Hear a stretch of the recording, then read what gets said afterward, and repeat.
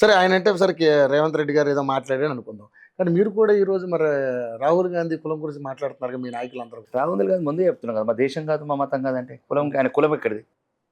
మన దేశం కాదు మన మతం కాదు. ఇప్పుడు 100 ఇంటర్వ్యూలో చెప్పాను నేను, మా మతమే కాని కులం ఎట్లా అవుతాడు? మీరు భలే మాట్లాడుతారు. దీన్నే దృష్టిలో పెట్టుకుని మాట్లాడుతున్నారు.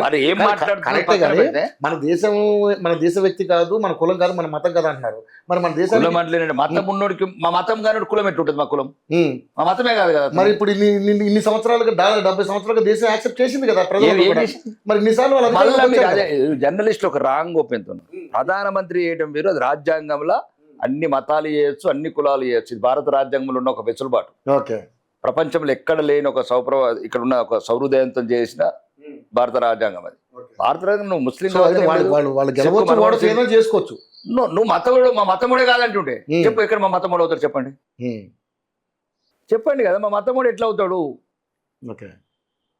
ఆ ముస్లిం ఇంకా చెప్తున్నాను, తండ్రి పార్సీ, తల్లి క్రిస్టియను, ఎక్కడో ఇటలీ, విదేశీయురాలు. అదే మా దేశస్తుడు కాదంటే దాంట్లో అంటే సగం భారతీయుడు, సంపూర్ణ భారతీయుడు కాదు, సగం భారతీయుడు.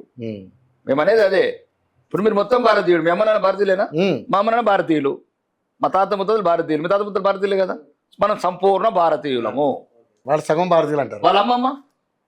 వాళ్ళమ్మ ఎవరు? ఏ ఊరు వాళ్ళ అమ్మది? వాళ్ళ అమ్మది ఇటలీ కదా. వాళ్ళ అమ్మమ్మది ఎవరు? ఇటలే కదా. ఓకే, వాళ్ళ అమ్మమ్మది కూడా ఇటలీ. అవును. అంటే మా దేశపోడు కాదు, మా మతపోడు కాదు. కులం ఎక్కడికి వెళ్తుంది? ఈ పాయింట్ అది ఇస్తలేరు మీరు. నేను ఇప్పటివరకు కులం ఎక్కడ వస్తుంది? మా మతం కానీ కులం ఎట్లుంటుంది? అంటే తండ్రి వారసత్వం నుంచి వస్తుంది కదా. మళ్ళీ కదండి, తల్లి వారసత్వం నుంచి రాదు. వాళ్ళు 2 జాయింట్లు వచ్చింది కదా. ఇప్పుడు ఏదైనా ఒకటి అయితే కంటిన్యూ అవుతుండే. ఇద్దరు పార్సీలు అయితేనేమో పార్సీలు కూడా కులాలు లేవు. మరేమో నాకు అందంత అవగాహన లిమిటెడ్ ఫ్యామిలీస్, ఉన్నాయి 1000-1200 ఫ్యామిలీస్. దాని గురించి మాట్లాడడం కూడా ఉపయోగం లేదు అది. ఎందుకంటే రతన్ టాటా లాంటి మంచి వ్యక్తులు పుట్టిన ఆ పార్సీ కుటుంబాన్ని నాకు ఇబ్బందికరంగా మాట్లాడదలుచుకోలేదు. అదొక మహత్తరమైన కుటుంబం. దేశ పారిశ్రామిక రంగంలో జేమ్స్ టాటా కావచ్చు, రతన్ టాటా కావచ్చు, కొందరు వ్యక్తులు ఈ దేశానికి పారిశ్రామిక రంగంలో ముందుకు తీసుకెళ్తున్నారు. కాబట్టి అతని కులం కులమే కులం లేని గురించి కులం మాట్లాడతారు ఏంటండి? ఒక్కటి మాత్రం నిజం, మా దేశం ఇప్పటివరకు 1000 సంవత్సరాలు ఈ కుల పిచ్చితోని ఈ ఐకమత్యం లేనందువల్ల, దేశస్తులు ఇండియన్స్ ఐకమత్యం లేనందువల్ల, కుల పిచ్చి వల్ల 1000 సంవత్సరాలు బానిసత్వం అనుభవించడం. ఇంకా హిందువులంతా ఆలోచించుకోవాలా, ఇదంతా ఒక విదేశీ శక్తుల కుట్రలో భాగం. మనం అందరం ఒకటి ఉందాం. పాయింట్ 1, హిందువులం.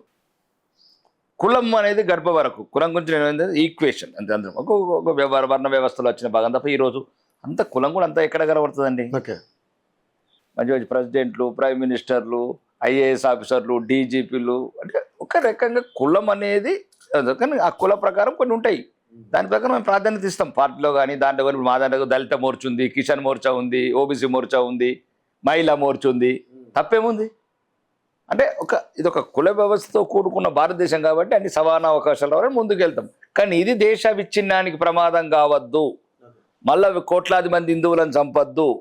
మరి కుంభమేళలో ఏ కులం చూసి మునుగుతున్నారండి? కొండ మీద ఏ కులం చూస్తున్నారు? వెంకటేశ్వర స్వామి కాడ. మరి బంగ్లాదేశ్ హిందువులను చంపినప్పుడు అడు ఏ కులం అని చంపిండా, హిందువు అని చంపిండా?